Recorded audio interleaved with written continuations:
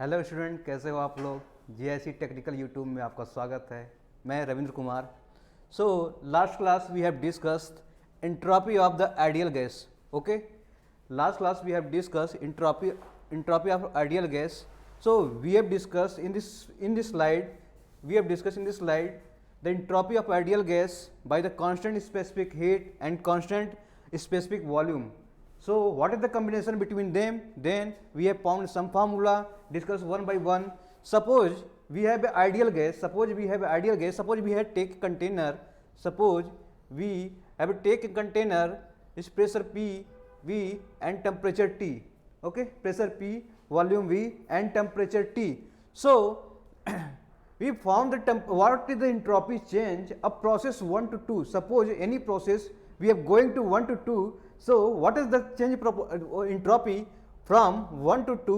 So in this formula we have changed the entropy from one process to another process 2. Okay, तो इस class में देखो क्या कर रहे हैं हम लोग। इस इंट्रॉपी में देखो कैसे तरह से इंट्रॉपी चेंज हो रही है। अगर प्रोसेस 1 से प्रोसेस 2 के बीच में इंट्रॉपी चेंज हो रही है तो उसके लिए फार्मूला क्या है। ये फार्मूला आपको डायरेक्टली क्या एग्जाम में पूछे जाते हैं, सपोज मैं प्रोसेस 1 से 2 की बात कर रहा हूं तो इंट्रॉपी चेंज यानी कि H2 - S1 क्या हो रहा है। प्रोसेस 1 से 2 के बीच में इंट्रॉपी क्या हो रही है, चेंज हो रही है। तो प्रोसेस 1 और 2 के बीच में इंट्रॉपी, अगर मैं कांस्टेंट स्पेसिफिक हीट की बात कर रहा हूं, at a constant pressure specific heat की बात कर रहा हूं, तो Cp ln T2/T1 minus R ln P2/P1. Okay, this formula is very important. ठीक है, एग्जाम में क्या होता है, आपको डायरेक्टली पूछ जाता है कि constant specific heat, at constant specific heat पर आपका क्या एंट्रोपी चेंज कितना हो रहा है। ठीक है, आपको डायरेक्टली पूछ लेता है। अगर मैं बात करूं कांस्टेंट वॉल्यूम, ठीक है, कांस्टेंट वॉल्यूम स्पेसिफिक हीट की, तो इसमें आप देखोगे कि इंट्रोपी चेंज कैसे हो रहे हैं। तो इंट्रोपी चेंज देखो क्या हो रहा है इसमें। ठीक है, सीबी क्या है आपका, specific heat at constant volume, specific heat at constant volume, Cv ln T2/T1 plus Rn V2/V1. सो हमारा प्रोसेस कहां से जा रहा है, प्रोसेस 1 से लेके प्रोसेस 2 के बीच में देख रहे हैं। इन दोनों का डिफरेंस क्या बता रहा है, एंट्रोपी चेंज बता रहा है। ओके, तो आप देखोगे दो फार्मूले आपको इंपॉर्टेंट फार्मूले हैं। ये क्वेश्चन हमेशा क्या हर एग्जाम में टपक जाते हैं। ठीक है, हर एग्जाम में आपसे पूछे जाते हैं। बहुत ही इंपॉर्टेंट फार्मूला है, आपको इसे याद रखने पड़ेंगे। ठीक है, याद रखना सीपी की वैल्यू अगर आप दिया हुआ सीपी दिया हो तो यहाँ पर माइनस लगेगा। क्या लगेगा बेटा, माइनस लगेगा। अगर सीबी दिया है तो यहाँ पर प्लस लगेगा। ठीक है, आप इन दोनों साइन में कभी गलती मत करना, क्यों, क्योंकि साइन से आप क्या करोगे, अगर फार्मूला मिसमैच हो रहा है तो आपको क्या होगा, न्यूमेरिकल वैल्यू भी गलत आ जाएंगी। ओके, अगर इन दोनों कॉम्बिनेशन की बात करूं, अगर सीपी और सीबी दोनों दिया हो, सीपी और एंड सीबी दोनों दिया हो, तो इस केस में what is the entropy change between process 1 to 2? What is the entropy change between process 1 to 2? So entropy change between process 1 to 2 is H2 - S1 is equal to Cp ln V2/V1 plus Cv ln P2/P1. Okay, अगर आपसे exam में दोनों specific heat, अगर constant volume और constant pressure दोनों के बीच में relation पूछा जाएगा तो आप इस फार्मूले को याद रखेंगे। ओके, सम स्पेशल केस, अगर आपको दे दिया आइसोथर्मल प्रोसेस है, सपोज क्या दे दिया आपको, आइसोथर्मल प्रोसेस है। मान लिया कि ये प्रोसेस क्या है आपका, ये आपका P1 है और ये प्रोसेस 2 है।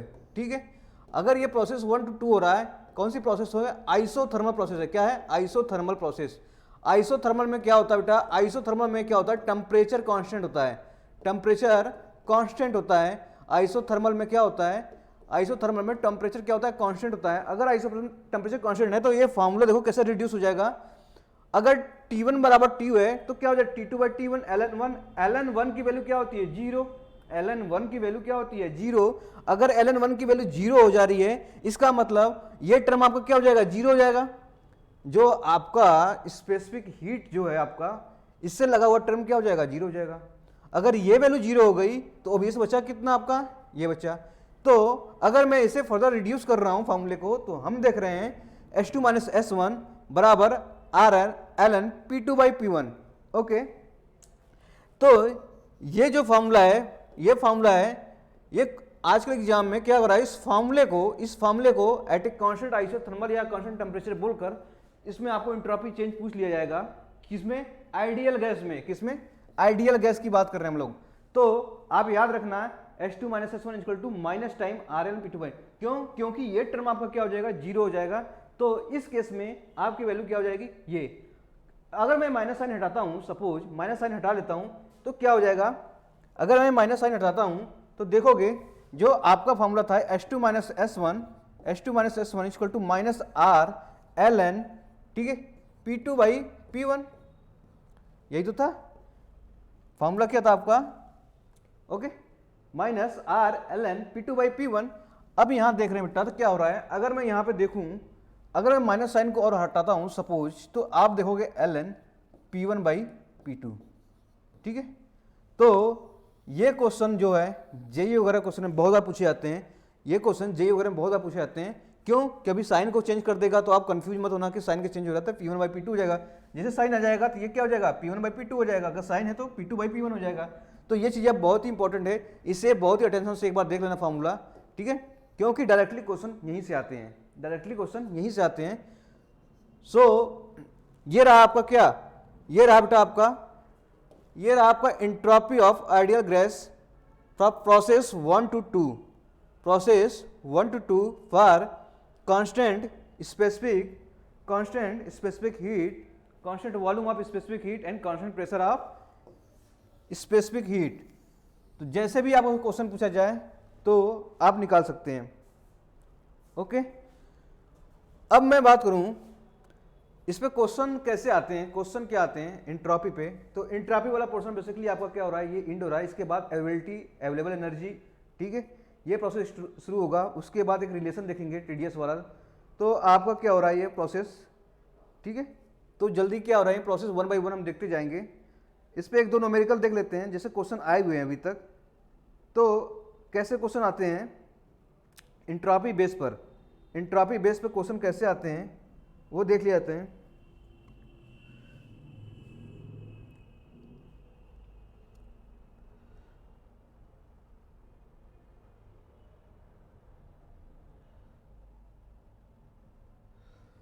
क्वेश्चन बेटा देखो, क्वेश्चन पूछा गया है, क्वेश्चन पूछा गया है, इंक्रीज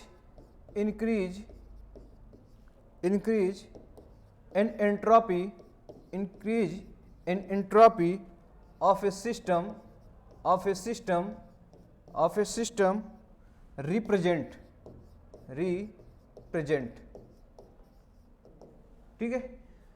अगर आपका इंक्रीज हो रहा है, increase in entropy of system, तो क्या क्या दिखाता है। अगर आप किसी भी सिस्टम में एंट्रोपी इंक्रीज हो रही है तो क्या दिखाता है। अगर ऑप्शन में दूं, अगर मैं ऑप्शन देता हूं तो इससे बेस्ट ऑप्शन चूज करो। ऐसा क्या है कि जिस सिस्टम में एंट्रोपी मतलब कि क्या एंट्रोपी शो करता है तो उसको क्या दिखाता है, तो आप कहोगे इंक्रीज इन अवेलेबल एनर्जी। क्या किसी सिस्टम में एंट्रोपी को इंक्रीज कर दूं तो क्या ये अवेलेबल एनर्जी को बताता है, ठीक है। Second, increase in temperature, okay, decrease in pressure and degradation of energy, degradation of energy,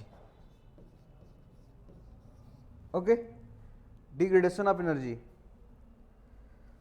देखो बेटा, अगर मैं बोलूं एंट्रोपी किसी भी सिस्टम का इंक्रीज कर रही है, एंट्रोपी किसी सिस्टम का इंक्रीज कर रही है, सपोज कोई सिस्टम लेता हूं, उस सिस्टम की क्या हो रही है, एंट्रोपी इंक्रीज कर रही है, इसका मतलब इसमें इरिवर्सिबिलिटी हो रही है, कुछ इरिवर्सिबल क्या हो रहा है, वर्क हो रहा है। इरिवर्सिबल वर्क मतलब अवेलेबल एनर्जी आपका क्या हो रहा है, डिक्रीज हो रहा है, अवेलेबल एनर्जी डिक्रीज हो रहा है। तो यहाँ पे अवेलेबल एनर्जी इंक्रीज दिया है तो ये नहीं होगा, ठीक है। इंक्रीज इन टेम्परेचर, क्या इंक्रीज, तो इंक्रीज इन टेम्परेचर हम कह नहीं सकते हैं, क्यों, किसी अगर एनर्जी क्या हो रही है, ये हो रही है इसकी, अगर मैं बोलूँ इरिवर्सिबिलिटी हो रही है तो वहाँ पर टेम्परेचर क्या हो सकता है, डिक्रीज भी हो सकता है, ठीक है। तो प्रेशर क्या हो सकता है, डिक्रीज, तो प्रेशर क्या होगा, इंक्रीज होगा वहाँ पर। तो एक ही वर्क हुआ कि जो उसकी एनर्जी है वो क्या हो रही है, डिग्रेड हो रही है, एनर्जी क्या हो रही है आपकी, डिग्रेड हो रही है। सो यहां पे आप देखोगे इसका बेस्ट ऑप्शन हो जाएगा डिग्रेडेशन ऑफ एनर्जी। ओके,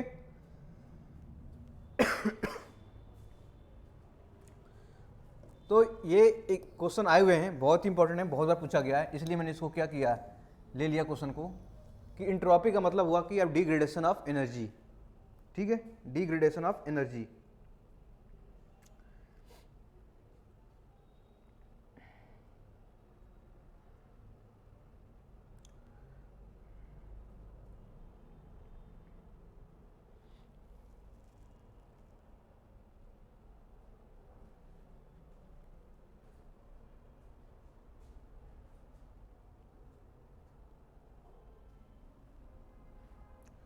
एक क्वेश्चन और बेटा देखो, एक और क्वेश्चन आते हैं, the entropy of universe, the entropy of universe tends to first become zero, second remain constant, third be maximum, and D attain certain finite minimum value, certain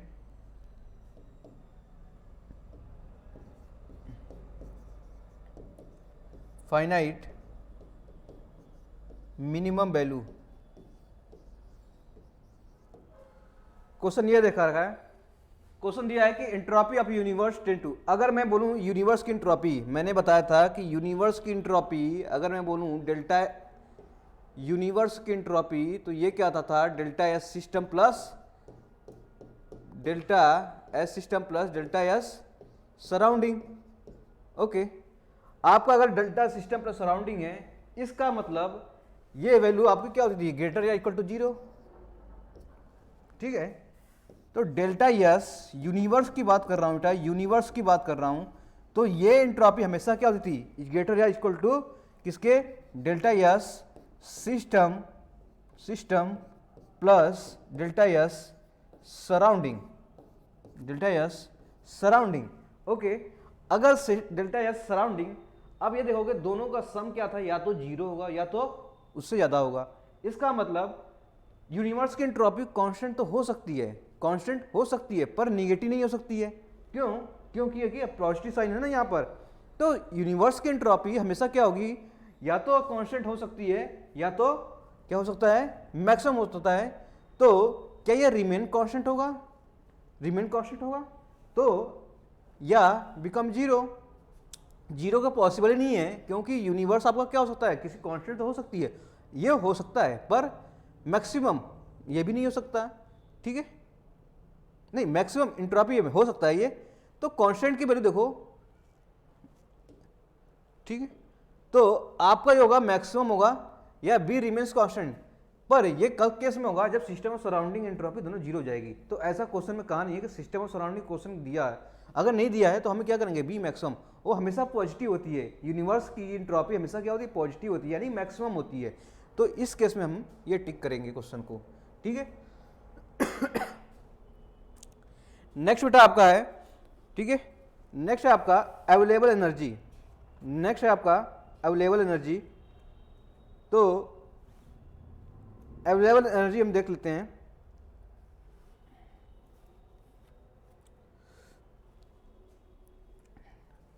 next है आपका अवेलेबल एनर्जी। तो available energy की बात करते हैं तो हम इसे डिनोट करते हैं शॉर्ट टर्म में अवेलेबल एनर्जी। अवेलेबल एनर्जी क्या होता है कि सपोज मैं आपको एक सिंपल सा बता रहा हूँ, आपको सिंपल से कॉन्सेप्ट बता रहे हैं अवेलेबल एनर्जी का।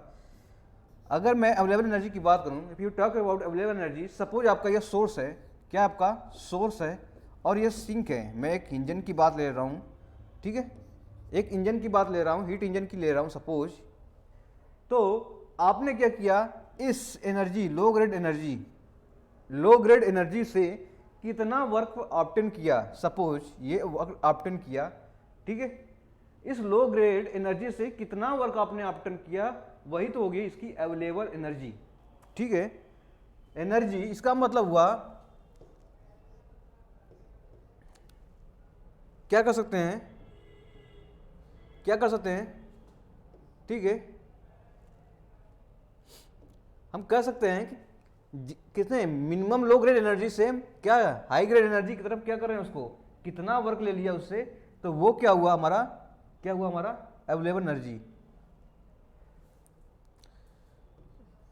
Energy obtained from low grade energy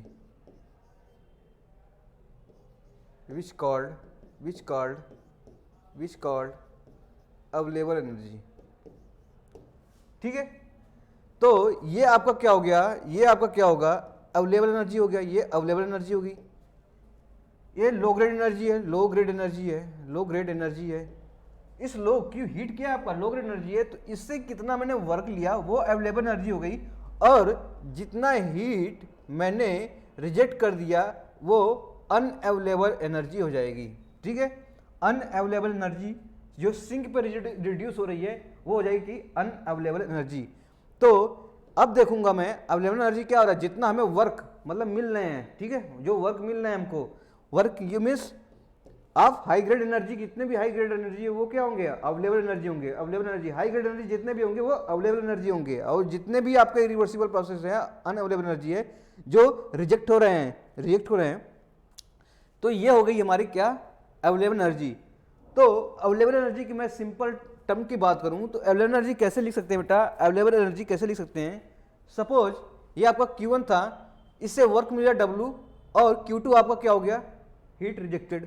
तो ये कॉन्सेप्ट पे ध्यान दो, अगर मैं इसका मतलब मैं कह सकता था Q1 इक्वल टू, ठीक है, W प्लस Q2,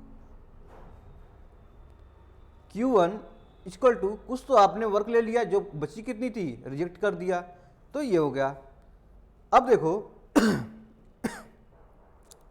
W क्या हो गया आपका अवेलेबल एनर्जी, इसका मतलब अवेलेबल एनर्जी ये हो गया अवेलेबल एनर्जी प्लस क्या हो जाएगा अनअवेलेबल एनर्जी, जितना हीट दिया था आपने available energy plus unavailable energy का सम टोटल तो हीट दिया था आपने, क्यों, तो मैं बोलूं अवेलेबल एनर्जी कितनी हो जाएगी, तो आप बोलोगे सर अवेलेबल एनर्जी हो जाएगी, अवेलेबल एनर्जी इसको उधर से ले जाओ, आप देखोगे तो Q1 माइनस कितना हो जाएगा अनअवेलेबल एनर्जी, अनअवेलेबल एनर्जी, यही हो जाएगा, ओके। अब देखो यहाँ पर Q1 माइनस अवेलेबल एनर्जी, अब अनअवेलेबल एनर्जी क्या हो रही है, देखो अनअवेलेबल एनर्जी क्या हो रही है, सपोज यहाँ का अगर टेम्परेचर मैं एम्बिएंट टेम्परेचर ले रहा हूँ, एम्बिएंट टेम्परेचर ले रहा हूँ, एम्बिएंट मतलब एटमॉस्फेरिक टेम्परेचर, ठीक है, एम्बिएंट मतलब एटमॉस्फेरिक टेम्परेचर को एम्बिएंट बोल रहा हूँ। तो यहाँ पे देखूंगा कितनी एंट्रोपी चेंज हो रही है, कितनी हीट हो रही है, तो एंट्रोपी में पता था Q equal to Q/T not equal to delta S, यही तो था भाई, एंट्रोपी क्या था Q/T equal to delta S। तो यहाँ से हीट की वैल्यू अवेलेबल एनर्जी था Q2 equal to T naught into delta S, यही तो था। यहाँ का हीट कितना हो जाएगा एंट्रोपी के टर्म में T नॉट, ठीक है, इंटू डेल्टा S। तो इस केस में मैं लिखता हूँ Q1 plus sorry minus Q1 minus ये क्या हो जाएगा T not delta S, okay. तो ये अवेलेबल एनर्जी का फॉर्मूला हो गया। इसका मतलब मैं कह सकता हूं अवेलेबल एनर्जी कितनी हो गई, अवेलेबल एनर्जी की बात कर रहा हूं मैं, तो अवेलेबल एनर्जी की बात कर रहा हूं तो Q, ठीक है, माइनस ठीक है, T not into delta S. Okay, Q ये कौन सा था आपका, इनिशियल पॉइंट था आपका, ठीक है, इनिशियल पॉइंट था Q minus T not delta S. अब बेटा देखो यहां पर अगर मैं प्रोसेस 1 से 2 की बात करता हूं तो Q इक्वल टू क्या होता था आपका, Q इक्वल टू हीट क्या था आपका। अगर मैं स्पेसिफिक हीट की बात करूं MC dt यही होता था, ठीक है, यही होता था आपका। ओके, अब सपोज अगर मैं प्रोसेस 1 से 2 के बीच में बात कर रहा हूं, 1 से 2 के बीच में बात कर रहा हूं, तो प्रोसेस में हम देखेंगे प्रोसेस 1 से 2 इंटीग्रेट कर देता हूँ MC dt, okay, minus T not. अगर मैं इस इंट्रॉपी को भी क्या कर रहा हूँ, चेंज कर रहा हूँ, इंट्रॉपी क्या हो जाती है यहाँ पर देखो, टी नॉट ये 1 से 2 MC dt by T, okay, MC dt by T. क्यों, अरे आप इंट्रोपी ये देखो ना, इंट्रोपी क्या होता था Q by T, Q by T, Q by T, तो Q बाई टी क्या हो गया आपका MC dt बाई टी, तो इंटीग्रेट कर देंगे तो ये वैल्यू आ जाएगा, ठीक है। तो ऐसे क्वेश्चन कभी पूछ सकता है इसके आगे, ये गेट वगैरह में ऐसे क्वेश्चन पूछे जाते हैं, ठीक है। तो हमें प्रोसेस पता होना चाहिए कि अवेलेबल एनर्जी निकालने का क्या तरीका है। अवेलेबल एनर्जी से आपने जितने भी लो ग्रेड से निकाले हैं, ठीक है, उसमें आपने अवेलेबल एनर्जी कितना निकाल रखे हो।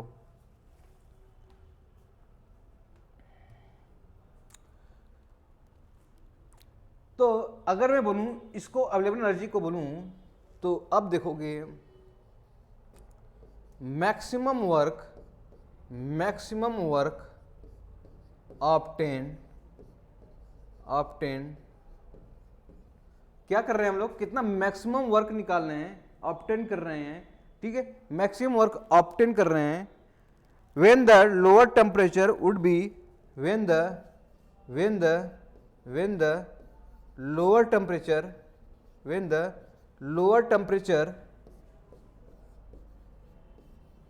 would be एटमॉस्फेरिक टेम्परेचर, क्या हो रहा है, एटमॉस्फेरिक टेम्परेचर, जिसे हम लोग बहुत क्या बोलते हैं टी नॉट, ठीक है। तो मैक्सिमम वर्क कब होगा, जब हमारा लोअर टेम्परेचर मतलब सिंक का टेम्परेचर कहाँ जाएगा, मिनिमम क्या जाएगा, एटमॉस्फेरिक टेम्परेचर पे चला जाएगा। तो अगर मैं इस स्लाइड से देखूं, सपोज इस स्लाइड से देखता हूं, तो आप क्या कहोगे कि ये टेम्परेचर जो T2 था आपका, ये T2 था ना, ये T1 था, तो T2 का टेम्परेचर क्या हो जाएगा, अगर T0 पे चला गया तो वर्क हमें क्या मिल जाएगा, यहाँ पर मैक्सिमम वर्क मिल जाएगा, क्या हो जाएगा, मैक्सिमम वर्क मिल जाएगा। इसका मतलब मैक्सिमम वर्क कब निकाल सकते हैं, जब लोअर टेम्परेचर क्या हो जाएगा, T0 पे चला जाएगा। लोअर टेम्परेचर कहाँ चला जाएगा, T0 मतलब एम्बियंट या एटमॉस्फेरिक प्रेशर पे चला जाएगा, टेम्परेचर पर। तो उस केस में हम लोग क्या मिलेगा हमको, उस केस में अवेलेबल एनर्जी मैक्सिमम मिलेगी, अवेलेबल एनर्जी मैक्सिमम मिलेगी। मैक्सिमम अवेलेबल एनर्जी तभी मिल सकती है, ओके, जब लोअर टेम्परेचर क्या होगा आपका, एटमॉस्फेरिक टेम्परेचर पे होगा। तो अवेलेबल एनर्जी का देखो कैसे निकाल सकते थे, अवेलेबल एनर्जी आपने क्या किया, एक लो ग्रेड एनर्जी था, उसको कुछ वर्क में कन्वर्ट किया, कुछ सिंक पे, ये अवेलेबल एनर्जी होगी ना, इसको क्या करेंगे, एनर्जी हम लोग यूज नहीं कर पाएंगे, ये अनअवेलेबल एनर्जी हो गई। अब देखो अवेलेबल एनर्जी में मैंने क्या किया, इसको बैलेंस किया, Q1 equal to W plus, ये देखो W प्लस Q2, उसको जगह मैंने क्या लिया, अवेलेबल एनर्जी रख दिया, इसके बाद Q1 की वैल्यू, Q2 वैल्यू। अब मैंने यहाँ से Q की वैल्यू क्या थी, MCB dt, T0 MC dt by, इसको इंटीग्रेट कर दूंगा तो चेंज अवेलेबल कितनी आ रही है, प्रोसेस 1 2 में कितनी चेंज हो रही है, वो चीज़ें हमको बता देगी अवेलेबल एनर्जी। ओके, नेक्स्ट मैं बात करता हूँ बेटा लॉस ऑफ अवेलेबल एनर्जी,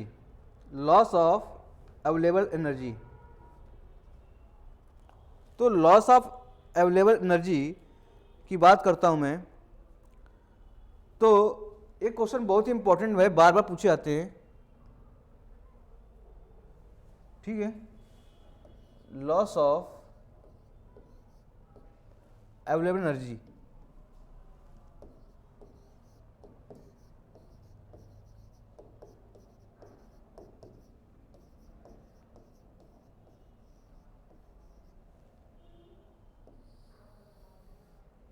ठीक है। या कभी कभी question change in available energy पूछा जाता है, चेंज इन अवेलेबल एनर्जी। तो अब देखो, एक मैं वही आपको क्या प्रोसेस लेता हूँ, सपोज इसमें मैंने कोई एक प्रोसेस ले लिया, हीट इंजन का ही था, हीट इंजन का था। अगर मान लिया जाए, अगर मैं एक प्रोसेस लेता हूँ, एक मैं प्रोसेस लेता हूँ, आप एक क्या लेते हैं, टीएस डायग्राम में बनाता हूँ, टीएस डायग्राम में एक आपका हायर टेम्परेचर था, क्या था आपका, एक हायर टेम्परेचर था। तो हायर टेम्परेचर की बात करूंगा, हायर टेम्परेचर पर क्यू एडिशन हो रहा था, यहाँ पर क्यू एडिशन हो रहा था, ओके, क्यू एडिशन हो रहा था। उसके बाद कुछ इंटरमीडिएट टेम्परेचर है, इसमें कुछ इंटरमीडिएट टेम्परेचर दिया है जिसे हम बोलेंगे टी एम, क्या बोलेंगे, टी एम। और इसमें इस हायर टेम्परेचर क्या बोलेंगे, टी एच, ओके। और इसका एक लोअर टेम्परेचर है, इसका एक लोअर टेम्परेचर है, सपोज ये टेम्परेचर आपका दिया है टी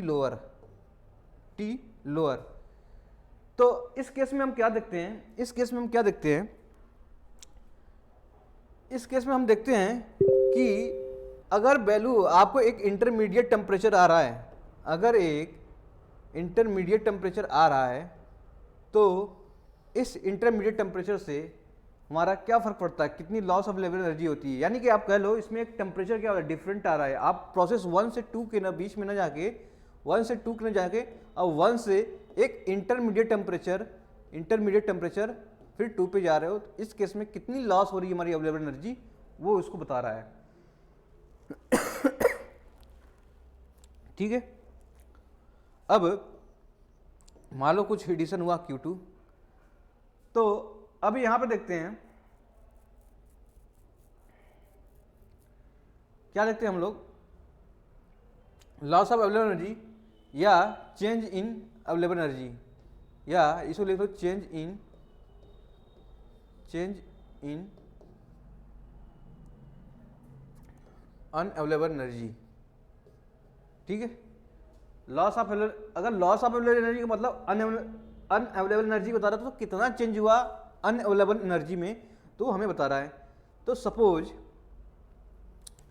क्वेश्चन कहने का मतलब ये था कि आपका एक टेम्परेचर है सोर्स, एक रिजर्वायर दिया है सोर्स, ठीक है, और एक रिजर्वायर दिया आपका सिंक, क्या दिया है, सिंक। एक रिजर्वायर दिया है सोर्स, एक दिया है सिंक। अब यहां से बेटा Q आपका रिजेक्ट हो रहा है, तो यहां पे Q क्या हो जाएगा, ऐड हो जाएगा, क्योंकि वही तो Q आ रहा है। और इसका एक इंटरमीडिएट टेम्परेचर दिखा है T0, और ये दिया है T हायर और T लोअर। यही क्वेश्चन था आपका। तो अगर मैं बोलूं इसमें चेंज इन अवेलेबल एनर्जी कितनी है, तो आपने क्या निकालोगे, डेल्टा एस निकालोगे। अवेलेबल एनर्जी क्या होता है जी, अवेलेबल एनर्जी, अनअवेलेबल एनर्जी क्या होता था आपका, T0 डेल एस, यही तो था आपने, T0 डेल एस, यही तो था आपको। सपोज मैं कहूं, ये देखो आपका क्या था, आपका ये अनअवेलेबल एनर्जी था ना, आपका unavailable energy T0 del S. तो अब देखो इस केस में ये हो गया, तो इस केस में देखो क्या हो जाएगा, हीट रिजेक्ट हो रही है सोर्स से, इसका मतलब क्यों क्या हो जाएगा, निगेटिव हो जाएगा। तो यहां से एंट्रोपी मैं बोलूं, सोर्स की बात कर रहा हूं, तो क्या हो जाएगा, निगेटिव हो जाएगा ना जी, यहाँ पे Q/T हायर। अगर मैं सिंक की बात करूंगा, कहोगे सर सिंक पे तो क्या एंट्रोपी क्या हो रही है, ऐड हो रही है। सिंक की बात कर रहा हूं तो प्लस Q, क्योंकि हीट इस पे देखो एब्जॉर्ब आ रही है इस पे, T लोअर। पर मैं बोलूंगा अनअवेलेबल एनर्जी के आपको T0 से मल्टीप्लाई करना पड़ेगा, तो अगर मैं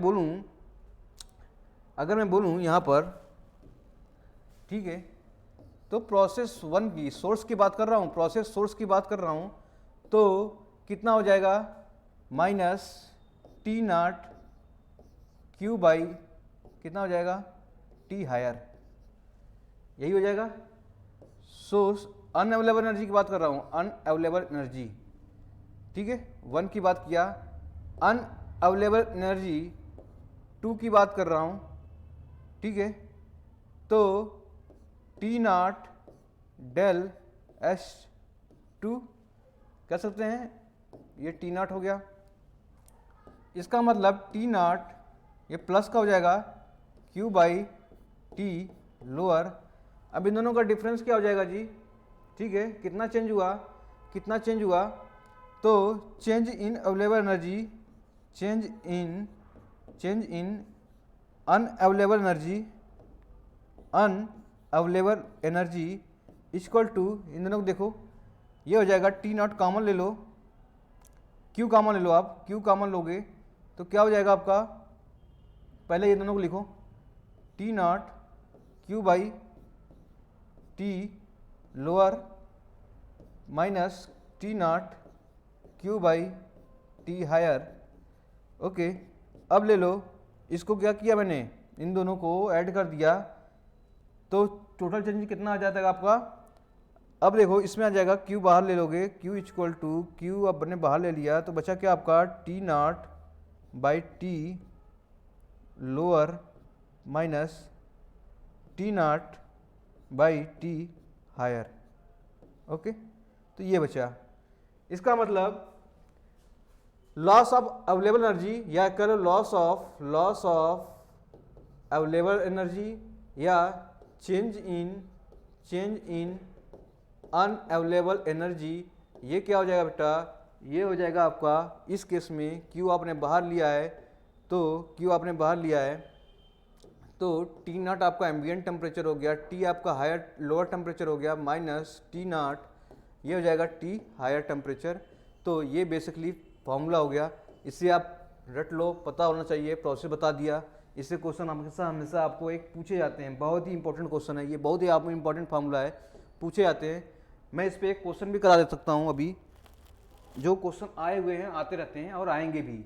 ओके, तो बहुत ही इंपॉर्टेंट फार्मूला था। आपसे लॉस ऑफ अवेलेबल एनर्जी पूछ सकता है और चेंज इन अवेलेबल एनर्जी दोनों पूछ सकता है।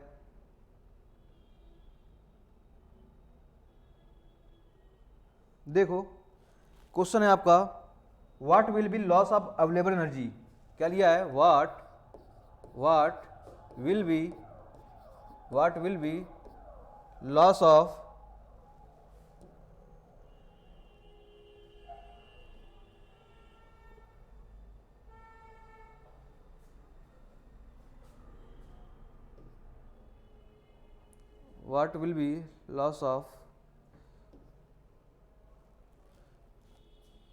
सर